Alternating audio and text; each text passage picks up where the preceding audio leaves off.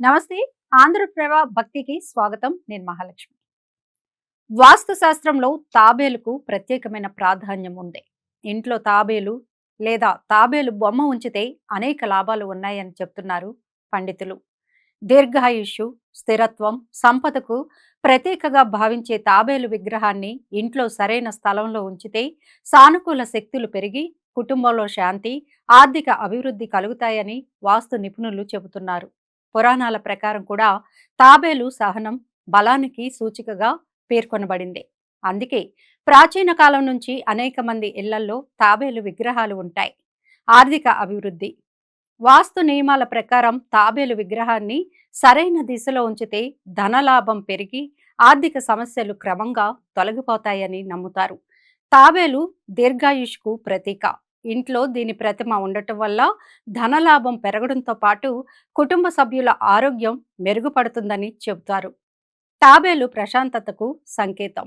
దీని ఉనికి ఇంట్లో నెగటివ్ ఎనర్జీని తగ్గించి శాంతియుత వాతావరణాన్ని కలిగిస్తుంది. దాంతో ఇంట్లో పాజిటివ్ వాతావరణం పెరిగి కుటుంబ సభ్యుల మధ్య మంచి సంబంధాలు బలపడతాయి.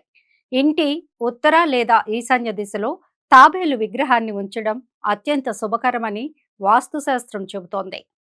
ముఖ్యంగా పూజ గదిలో ఒక చిన్న పాత్రలో నీటితో పాటు తాబేలు విగ్రహాన్ని ఉంచితే మంచి ఫలితాలు కనిపిస్తాయని విశ్వాసం. పిల్లల చదువుల్లో ఏకాగ్రత పెరగాలంటే లోహంతో చేసిన తాబేలు విగ్రహాన్ని ఉత్తర దిశలో ఉంచడం మంచిదని నిపుణులు సూచిస్తున్నారు.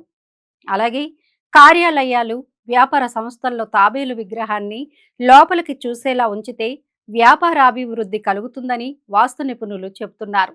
జీవ తాబేలు కన్నా చెక్కతో చేసిన లేదా లోహాలతో చేసిన తాబేలు విగ్రహాలను ఉంచడమే వాస్తుపరంగా శ్రేయస్కరమని నిపుణులు స్పష్టం చేస్తున్నారు.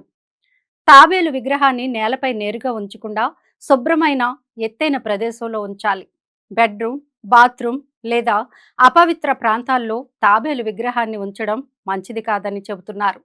వాస్తు శాస్త్రం ప్రకారం తాబేలు విగ్రహాన్ని సరైన విధంగా సరైన దిశలో ఉంచితే ఇంట్లో సంపద, శాంతి, ఆరోగ్యం పెరుగుతాయని నమ్మకం.